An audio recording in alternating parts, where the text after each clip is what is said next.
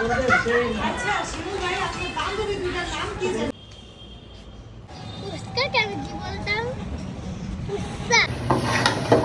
আলাইকুম এভরিওয়ান, কি অবস্থা সবার? আজকে দেশি মুরগি রান্না হচ্ছে।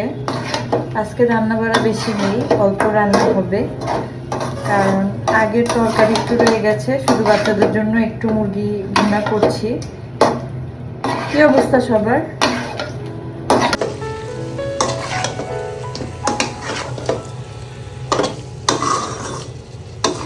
তেল কম দিয়ে রান্না করছি, বাচ্চারা খাবে। পেঁয়াজের পরিমাণটা একটু বাড়িয়ে দিয়েছি অন্য সময় থেকে। এখানে আগের দিনের তরকারি রয়ে গেছে, ভাবলাম তরকারিগুলো নষ্ট না করে এগুলো শেষ করি, তারপর রান্না বান্না হবে। এখানে সবজিও একটু রয়ে গেছে।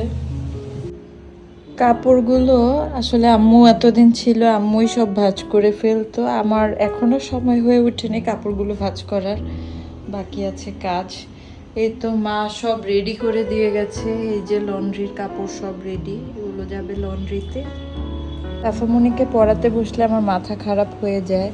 ম্যাথ নিয়ে একটু বসেছিলাম সকালবেলা, এই তো চলছে ওর ম্যাথ করানো।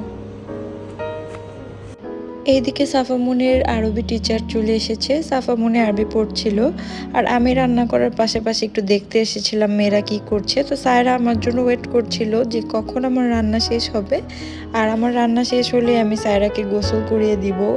তো এইদিকে আমার রান্না প্রায় শেষ পর্যায়ে। মুরগির ঝোলটা এই পর্যায়ে আসার পর কিছু কাঁচামরিচ দিয়ে দিয়েছিলাম এবং খাওয়া দাওয়া আমরা শেষ করে নিলাম। এবং ওরা দুইজন এখানে ক্রাফটিংয়ের কাজ করছিল, আমার কাছে কিছু কালার পেপার ছিল, ওদেরকে দিলাম, তো ওরা কাজ করছে।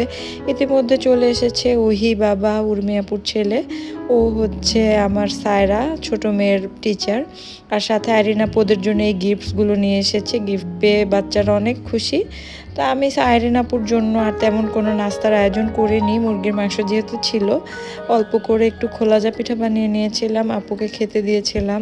আর এরপরে চা খেয়ে আপু বলল যে ওদের সাথে যাওয়ার জন্য। তো অনেক দিন আসলে যাওয়া হচ্ছে না, তো আমরা বের হয়ে গেলাম খালার বাসায় যাওয়ার জন্য। আর এই হলো আমাদের অবস্থা বাচ্চা কাচ্চা নিয়ে, মাশাল্লাহ। আমরা সব একসাথে যাচ্ছিলাম, আর পথের মধ্যে 10তলা মার্কেটের সামনে অলওয়েজ এরকম জ্যাম লেগেই থাকে। তো আর ভালো লাগে না এই জ্যাম ট্যাম।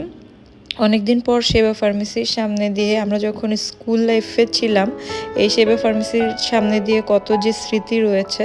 তো খালার বাসায় চলে যাওয়ার পর পুরি খাদলাম, তারপর হচ্ছে চা খাওয়া দাওয়া হলো। এরপরে আর কি নতুন ব্লগস নিয়ে চলে আসবো নেক্সট ডে। আজকের জন্য এতটুকু, ভালো থাকবেন সবাই, বাই।